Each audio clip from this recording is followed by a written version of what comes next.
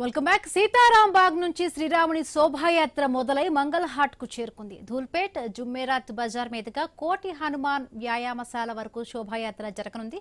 3000 మంది పోలీసులతో బందోబస్తు నిర్వహిస్తున్నారు. జై శ్రీరామ్ నినాదాలతో శోభాయాత్ర మార్మోగుతోంది.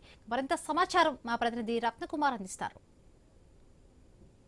పురస్కరించుకొని హైదరాబాద్ మహానగరంలో శ్రీరాముని శోభయాత్ర స్టార్ట్ అయింది. సీతారాంబాగు టెంపుల్ నుంచి కోటి హనుమాన్ వ్యాయామశాల వరకు యొక్క శోభయాత్ర అనేది కొనసాగుతుంది. ప్రజెంట్ మనం మంగళహాట్లో ఉన్నాం. ఒకసారి విజువల్స్లో చూడొచ్చు. దాదాపు ఇప్పటికే 1 కిలోమీటర్ వరకు శోభయాత్ర ముందుకు వచ్చింది. భారీ పోలీసు బందోబస్తు మధ్య యొక్క శోభయాత్ర అనేది కదులుతూ వస్తోంది. అశేష హిందూ భక్తులు శోభయాత్రలో పాల్గొన్నారు.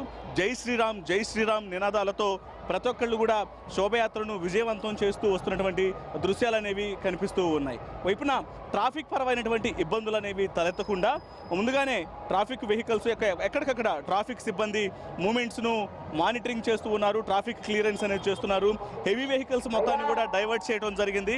అలాగే 2 వీలర్స్ మిగతా వెహికల్స్ను పక్కనే వేరే సైడ్లకు డైవర్ట్ చేస్తూ యొక్క శోభయాత్రలో ఎటువంటి అవాంఛనీయ ఘటనలు అనేవి జరగకుండా, డిస్టర్బెన్సెస్ అనేవి ఎదురవ్వకుండా తగిన జాగ్రత్తలు తీసుకుంటూ శోభయాత్రను విజయవంతంగా ముందుకు తీసుకొస్తున్నటువంటి పరిస్థితి ఉంది. ఇక మా సీతారాంబాగ్ దగ్గర నుంచి మొదలైనటువంటి ఈ శోభయాత్ర మంగళహాట్ మీదుగా ధూల్పేట వెళ్తుంది. ధూల్పేట నుంచి జుమ్మేరాత్ బజార్ నుంచి కోటి హనుమాన వ్యాయామశాల వరకు రాత్రి 9 గంటల వరకు కూడా ఈ యొక్క శోభయాత్ర కొనసాగుతుంది అనే విషయాన్ని ఇప్పటికే మనకు పోలీసులు అధికారికంగా తెలియజేయడం జరిగింది. ఇక మరోవైపు ఇవాళ జరుగుతున్నటువంటి యొక్క శ్రీరాముని శోభయాత్రకు సంబంధించి మొత్తం 3000 మంది పోలీసులు బందోబస్తులో ఉన్నారు. లాండ్ ఆర్డర్ పోలీసులు బందోబస్తులో ఉన్నారు. అలాగే ట్రాఫిక్ పోలీసులు, టాస్క్ ఫోర్సు పోలీసులు. సో వీళ్ళంతా కూడా యొక్క బందోబస్తులో పాల్గొని ఏమాత్రం ఈ యొక్క శోభయాత్రకు ఏమాత్రం ఇబ్బందికరమైనటువంటి పరిస్థితి ఏర్పడకుండా తగిన జాగ్రత్తలు తీసుకుంటూ ఉన్నారు. ఒకసారి మనం ఇక్కడ విజువల్స్లో చూడొచ్చు. ఇక్కడ కనిపిస్తున్నటువంటి ఈ ప్రాంతం అంతా కూడా, ఎందుకంటే ఈ యొక్క శోభయాత్ర అంటే భాగ్యనగర ఉత్సవ సమితి ఆధ్వర్యంలో స్టార్ట్ అయినటువంటి ఈ యొక్క శోభయాత్ర ముందుకు వెళ్ళిన తర్వాత మరికొన్ని గంటల్లోనే రాజాసింగ్ యొక్క శోభయాత్ర, గోషమహల్ ఎమ్మెల్యే రాజాసింగ్ శోభయాత్ర కూడా మొదలవుతుంది.